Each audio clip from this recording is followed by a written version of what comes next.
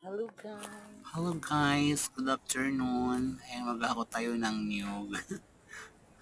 Sige pa. Ayan, buhatin mo. Ayan.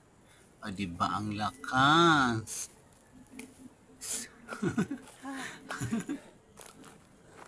Dami. Daming dala. Hindi na mabigyan talaga ng braso.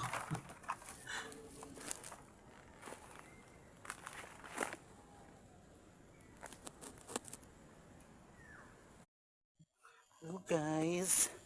Good afternoon. So doon alas 5 na dito pa ako naghahakot ng niyog. Ay, nakakapagod.